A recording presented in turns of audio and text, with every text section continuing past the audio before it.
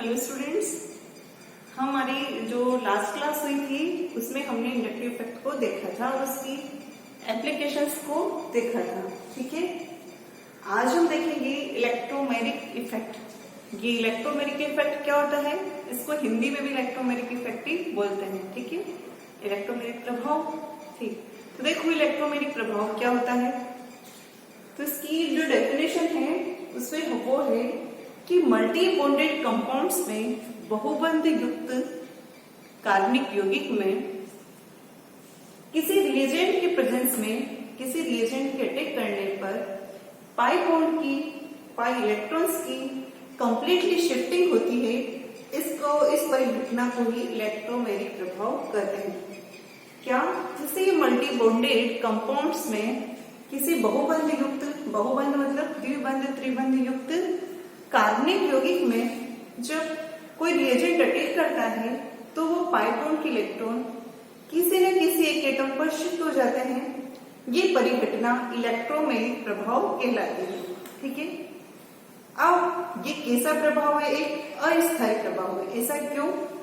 यदि रिएजेंट को हटा दिया जाए तो जो कंपाउंड है वो अपनी ओरिजिनल स्टेट में ही चला जाता है। तो देखिए, माना हमने कंपाउंड लिया है ए द्विबंध B, A double bond B. यहाँ पर कोई रिएजेंट अटैक कर रहा है तो क्या होगा, ये पाई बॉन्ड की इलेक्ट्रॉन अगर बी की इलेक्ट्रोनेगेटिविटी ए से ज्यादा होगी तो बी की ओर शिफ्ट हो जाएंगी, और यदि ए की इलेक्ट्रोनेगेटिविटी बी से ज्यादा होगी तो ए की ओर शिफ्ट हो जाएंगी।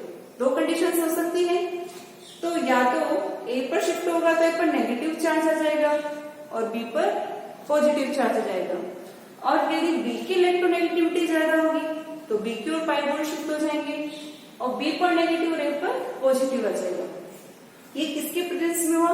रिएजेंट के प्रेजेंस में। यदि ये रिएजेंट हट जाता है, इसको हम हटा देते हैं, तो ये वापस अपनी ओरिजिनल स्टेट में चला जाता है। इसलिए ये कैसा प्रभाव है? अस्थायी प्रभाव है। जबकि हमने इंडक्टिव इफेक्ट देखा था, वो कैसा प्रभाव था? स्थायी प्रभाव था। वो ऐसा नहीं है कि वो किसी के प्रेजेंस के कारण हो, वो है तो है। ठीक है, लेकिन ये रिएजेंट के प्रेजेंस में हो रहा है। रिएजेंट हटाने पर ये प्रभाव खत्म हो जाता है, इसलिए यह अस्थायी प्रभाव है। जबकि जो इंडक्टिव इफेक्ट था वो एक स्थायी प्रभाव था। ठीक है, ये तो हुई इलेक्ट्रोमैग्नेटिक इफेक्ट की परिभाषा। ठीक है, तो ये आपको देखना है कि किसमें प्रदर्शित होता है, मल्टी बॉन्डेड कंपाउंड में। देखो, अब हम कह रहे हैं कि ये जो पाई बॉन्ड है ये किधर शिफ्ट होंगे, इसका पता हमें कैसे लगेगा। तो देखो, यदि सिमेट्रिकल एल्कीन है, ये जनरली हम एल्कीन में एल्कीन के स्टेबिलिटी के लिए, कार्बोकेटाइन की स्टेबिलिटी के लिए, फ्री रेडिकल की स्टेबिलिटी के लिए, इसके लिए हम इसको हम इसको कैसे देखते हैं कि एल्कीन में क्या हो रहा है, कैसे प्रदर्शित हो रहा है, उसके लिए हम इसको देखते हैं। तो देखो, एल्कीन यदि सिमेट्रिकल है, एल्कीन में पता है कि यहाँ क्या पाया जाता है, द्विबंध पाया जाता है। तो द्विबंध की किस्में किधर शिफ्ट तो हो सकती है रिएजेंट के प्रेजेंस में। तो क्या होगा, सिमेट्रिकल एल्कीन। सिमेट्रिकल एल्कीन का मतलब है अगर उसको हम बीच से दो भागों में डिवाइड करें तो दोनों जो भाग हो कैसे हो, समान हो, तो ऐसे को क्या कहते हैं हम, सममित। जैसे यहाँ देखिए, दोनों तरफ क्या जुड़ा हुआ है, CH3 CH3, समान रूप में बांटने पर वही CH3 बच जाएगा। तो ये एक सममित एल्कीन है, ये भी एक सममित एल्कीन है। तो सममित एल्कीन जो होती है, सिमेट्रिकल एल्कीन जो होती है, उसमें पाई बॉन्ड के इलेक्ट्रॉन रिएजेंट के प्रेजेंस में किधर भी प्रतिस्थापित हो सकते हैं। एक ही बात है, चाहे शिफ्टिंग इधर हो चाहे शिफ्टिंग इधर हो, एक ही बात है, चाहे शिफ्टिंग इधर हो चाहे इधर हो। ठीक है, तो सिमेट्रिकल एल्कीन में रिएजेंट के प्रेजेंस में जो पाई बॉन्ड की शिफ्टिंग होती है वो कहीं भी हो सकती है, किधर भी हो सकती है। ठीक है, देख सकते हैं हम अनसिमेट्रिकल एल्कीन में क्या होता है।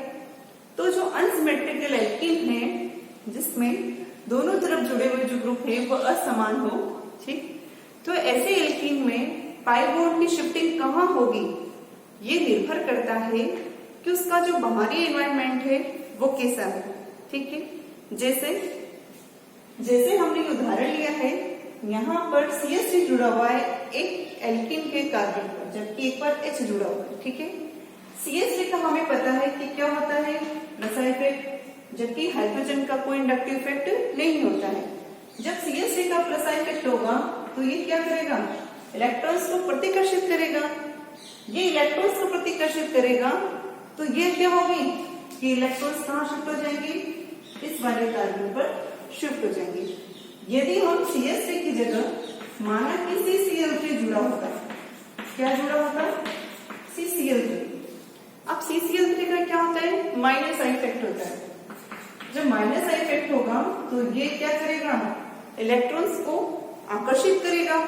आकर्षित करेगा तो ये पाई बॉन्ड ये कहाँ शिफ्ट हो जाएगा, इस ओर शिफ्ट हो जाएगा, क्योंकि इसके पास इलेक्ट्रॉन्स की कमी हो जाएगी। ठीक है, तो अनसिमेट्रिकल एल्कीन में बाहरी इवेंटमेंट में जो ग्रुप जुड़े होते हैं उन पर निर्भर करता है कि पाई इलेक्ट्रॉन्स की शिफ्टिंग किधर होगी। ठीक, ये देखा आपने सिमेट्रिकल और अनसिमेट्रिकल एल्कीन में। माना कि ऐसे कंपाउंड है मल्टी बॉन्डेड युक्त जो जिसमें क्या होता है, जो बहुबंध है वो किसके बीच में, दो विषम परमाणु के बीच में, मतलब कार्बन कार्बन के बीच में ना होकर विषम परमाणु के बीच में है।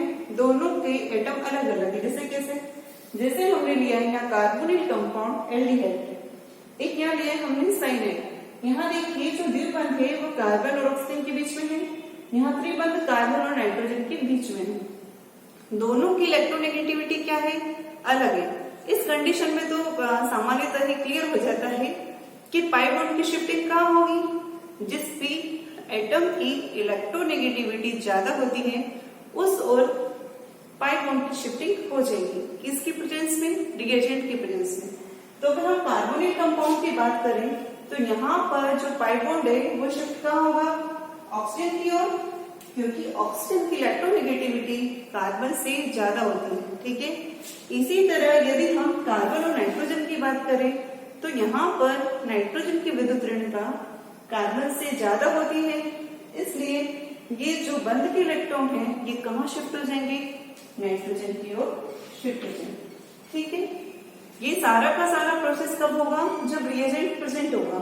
अगर रिएजेंट नहीं होगा तो ये शिफ्टिंग भी नहीं होगी, इलेक्ट्रोमैग्नेटिक प्रभाव भी प्रदर्शित नहीं होगा। अब देखते हैं हम इसकी एप्लीकेशंस।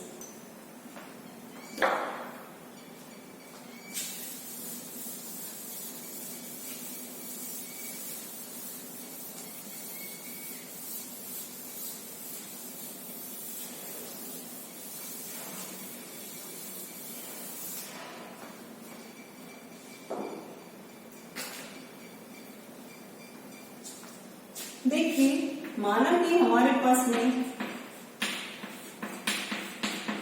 ये कंपाउंड है, क्या है ये, एल्कीन है।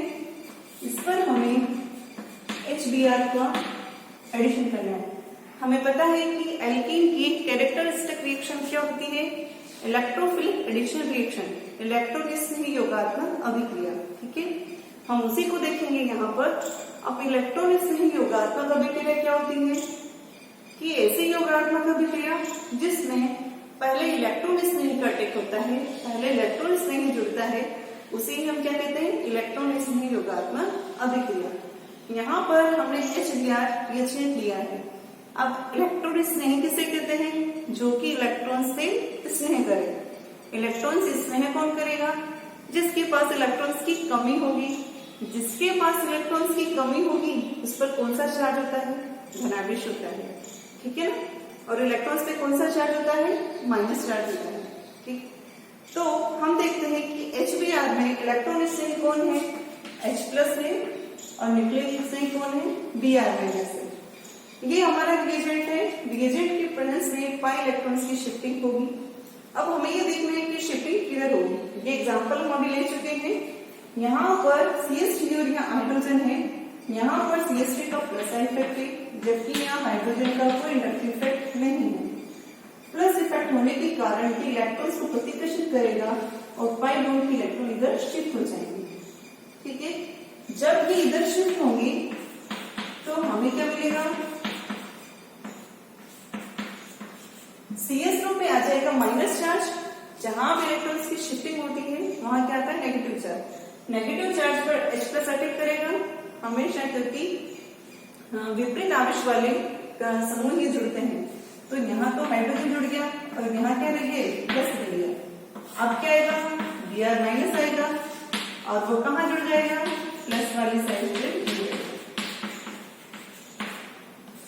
तो हमारे पास में ये मिल जाएगा। इसका नाम क्या होगा, 2-ब्रोमो-प्रोपेन। ठीक है, तो आपको यदि प्रोपेन से HBr की रिएक्शन करवाई जाए तो हमें मिलेगा 2-ब्रोमो-प्रोपेन।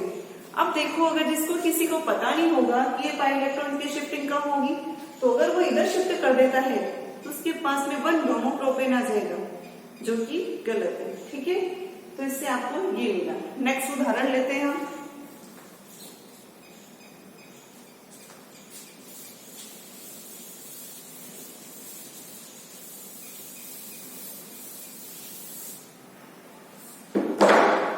देखिए, हमारा नेक्स्ट उदाहरण माना कि ये भी हमने अभी लिया था।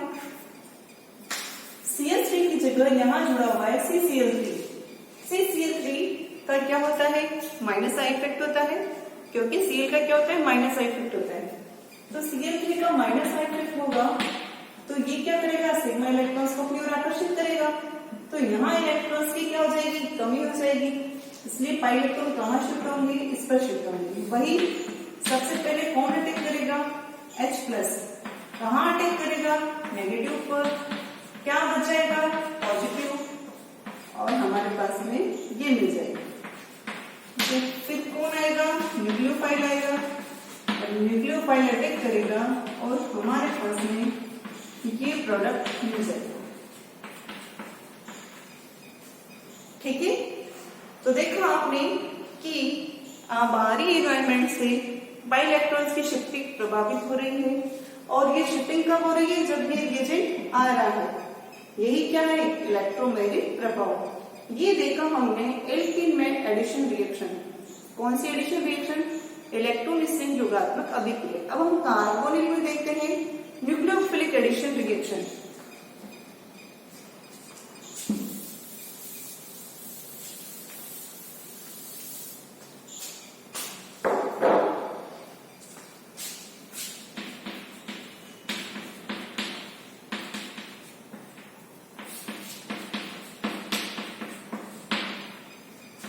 इधर देखिए, हमने लिया है एसिटाल्डिहाइड और HCl का यहाँ पर योग करना है। हमें पता है कि ये हमने पिछली क्लास में देखा था कि न्यूक्लियोक एसिड से योगात्मक अभिक्रिया देते हैं। इसका मतलब यहाँ पहला अटैक किसका होगा, न्यूक्लियोफाइल का होगा। तो सबसे पहले हम रिएजेंट में न्यूक्लियोफाइल ढूंढते हैं, क्यों क्या होगा, अगर इसको तोड़ेंगे तो यहाँ बनेगा H+ और Cl-। तो यहाँ न्यूक्लियोफाइल कौन है, Cl-, क्योंकि उसके पास नेगेटिव चार्ज है। तो वो किससे लिंक करेगा, न्यूक्लियस से, जिस पर कौन सा चार्ज होता है, धनावेश। तो सबसे पहले Cl- अटैक करेगा, लेकिन पहले पाई बॉन्ड की शिफ्टिंग देखें तो ये पाई बॉन्ड की शिफ्टिंग कहाँ होती है, ऑक्सीजन की ओर, क्योंकि ऑक्सीजन की विद्युत ऋणता कार्बन से क्या है, ज्यादा है। ठीक, तो यहाँ तो नेगेटिव आ जाएगा और यहाँ पॉजिटिव चार्ज आ जाएगा, और जो Cl- है वह कहाँ जुड़ेगा, पॉजिटिव चार्ज पर। तो हमें क्या मिल जाएगा,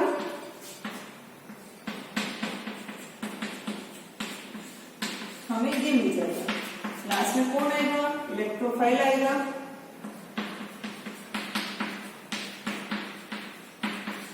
और हमारे पास में ये उत्पाद मिल जाएगा। ठीक है, ये हुई NaR। अगर हम एसिटिलीन की बात करें, ठीक है, तो एसिटिलीन में यदि हम HCl का योग करवाएं, यहाँ पर पाई बॉन्ड की शिफ्टिंग इधर भी हो सकती है और इधर भी हो सकती है। ठीक है, तो कहीं भी कर दो, एक तरफ क्या जुड़ जाएगा, H+ और एक तरफ क्या जुड़ जाएगा, Cl, और हमें ये प्रोडक्ट मिल जाएगा। ठीक है, तो आपने देखा कि ये सब बहुबंध युक्त यौगिक थे, जिसमें रिएजेंट के प्रेजेंस में पाई इलेक्ट्रॉन्स की शिफ्टिंग संपन्न हुई थी। ठीक है, तो ये इलेक्ट्रोमैग्नेटिक एप्लीकेशंस थी, जिसमें हमने एल्कीन में ER देखी और कार्बोनिल कंपाउंड में NaR देखी। ठीक है, आपके सिलेबस में इलेक्ट्रोमैग्नेटिक इफेक्ट इतना ही दे रखा है, तुम इसकी स्टडी इतनी ही करेंगे। ठीक है, हमारा नेक्स्ट टॉपिक होगा हाइपर कॉन्जुगेशन, जिसे हम नेक्स्ट क्लास में लेंगे। Thank you.